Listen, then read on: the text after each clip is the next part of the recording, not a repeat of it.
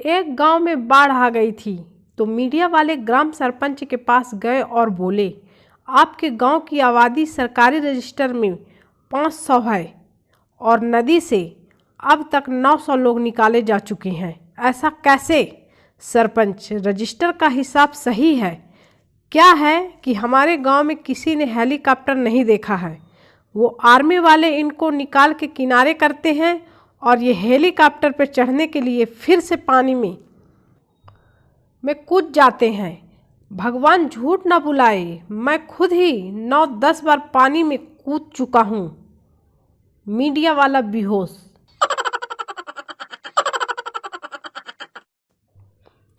सिपाही घटना स्थल से थानेदार को फोन लगाकर बोला, जनाब यहाँ एक औरत ने अपने पति को गोली मार दी। थानेदार, क्यों?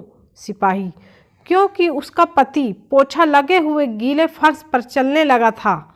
थानेदार, तुमने गिरफ्तार कर लिया उसको? सिपाही, नहीं साहब, पोछा अभी सूखा नहीं है।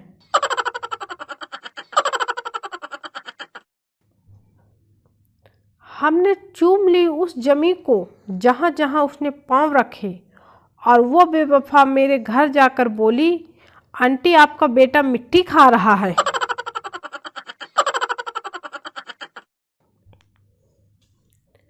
शादी के 5 साल बाद वैलेंटाइन डे के दिन पति बीवी के लिए सफ़ेद गुलाब लाया। बीवी, ये क्या सफ़ेद गुलाब? वैलेंटाइन डे के दिन तो रेड रोज देते हैं ना। पति, अब जिंदगी में प्यार से ज़्यादा शांति की ज़रूरत है। 14 फरवरी तक और देख लें, फिर भी अगर सेटिंग नहीं हो रहा है तो मेरे दोस्त समझ जाना कि तुम्हारा जन्म सिर्फ जनगणना के लिए हुआ है।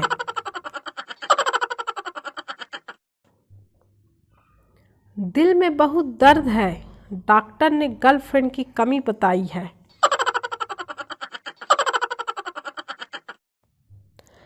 भगवान सबका भला करे लेकिन शुरू मुझसे करे।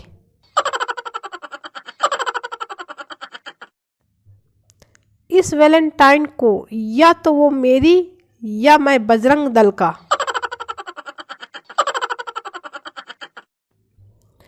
काश मैं गोलगप्पा ही होता, कम से कम लड़कियों के मुंह में पानी तो आता मुझे देखकर। आज का ज्ञान, अगर 2 लोग लड़ रहे हों तो आपका फर्ज बनता है कि नीचे बैठ जाओ ताकि पीछे वालों को भी दिखे।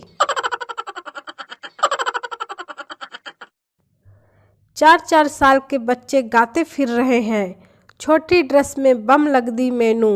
साला जब हम 4 साल के थे तो एक ही वर्ड याद था, वही गाते फिरते थे, शक्ति शक्ति शक्तिमान शक्तिमान। एक बार एक गरीब को 100 रुपये मिले तो भिखारी एक 5 स्टार होटल में गया और पेट भर के खाना खाया। जब 1000 रुपये का बिल आया तो भिखारी ने पैसे देने से मना कर दिया तो मैनेजर ने उसे पुलिस के हवाले कर दिया। भिखारी ने पुलिस को वो 100 रुपये दिए और छूट गया। इसे कहते हैं असली मैनेजमेंट बिना MBA।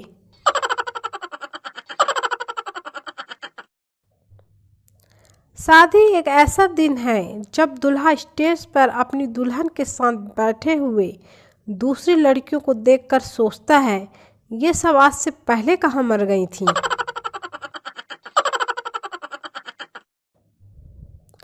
ग्राहक, भैया 7 समोसे देना तो। दुकानदार, ठीक है, थैली में डाल दूं क्या?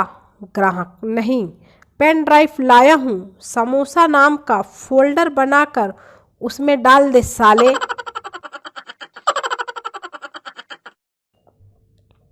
बॉयफ्रेंड, एक ही कपड़े पहन के रोज घूमती हो, अजीब नहीं लगता? गर्लफ्रेंड, ये मेरी ऑफिस यूनिफॉर्म है साले बेरोजगार। बारात में सबसे खास बंदा दूल्हा नहीं बल्कि दूल्हे का वो दोस्त होता है जिसके पास बल्कि लड़कों को दारू पिलाने की जिम्मेदारी रहती है।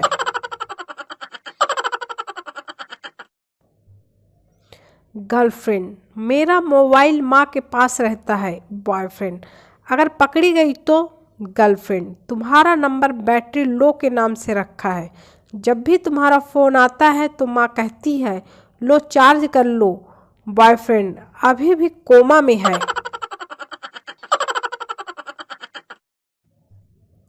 टीचर, कल क्यों नहीं आया? पप्पू, नहीं बताऊंगा। टीचर, चाटा मारकर जल्दी बता। पप्पू, वैलेंटाइन डे पे गर्लफ्रेंड के साथ था। टीचर, इतना छोटा होके भी गर्लफ्रेंड के साथ घूमता है? कौन थी वो लड़की? पप्पू, आपकी बेटी। टीचर बेहोश।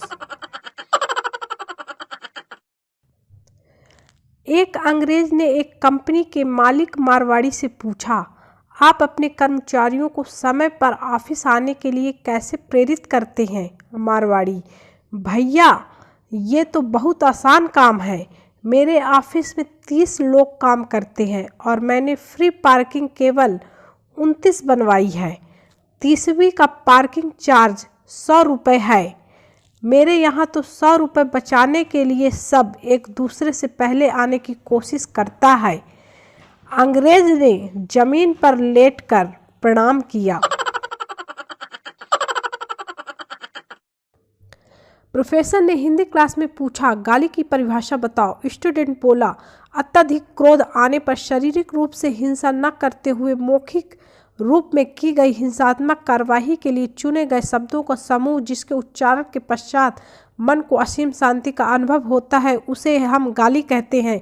प्रोफेसर, आपके चरण कहाँ हैं प्रभु?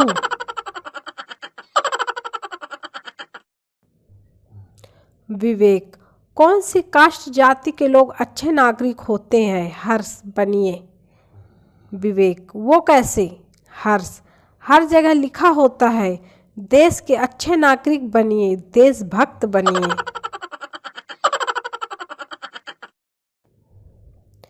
नेपाली नौकर सुबह सुबह, ओह साहब जी मोटर खराब हो गई।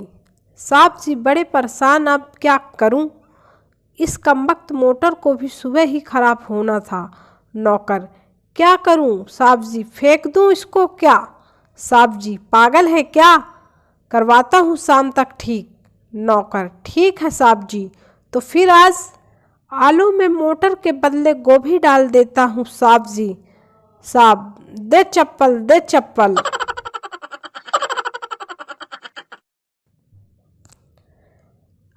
अपने पड़ोसी से खुन्नस निकाले मात्र एक दिन में। सुबह जल्दी उठे और बालकनी में जाएं। पड़ोसन को देखते ही अंदर की तरफ मुंह करते हुए बुलंद आवाज में बोले, सुनती हो, ब्रेड टी तुम्हारे सिराने रखी है, पी लो, ठंडी हो रही है। नाश्ते में क्या पसंद करोगी, बटर टोस्ट या ब्रेड पकौड़ा, या फिर बाजार से कचौरी ला दूं? और हाँ, जाले निकालने वाला डंडा कहाँ है? और अब ठाठ से बैठकर आनंद लीजिए पड़ोसी की सामत का। फुल इंटरटेनमेंट, फुल गारंटी के साथ। नोट, यह शुभ कार्य रविवार के दिन किया करिए, दूना आनंद प्राप्त होगा।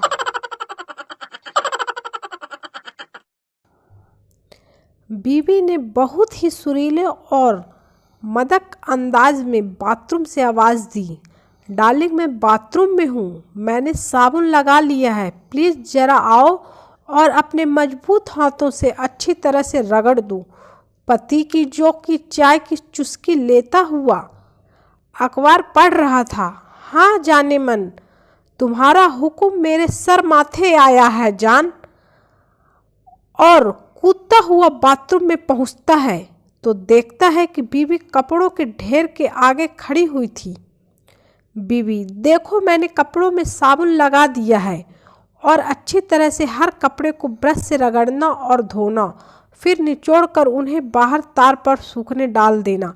मुझे घर के और रसोई के और भी काम निपटाने हैं।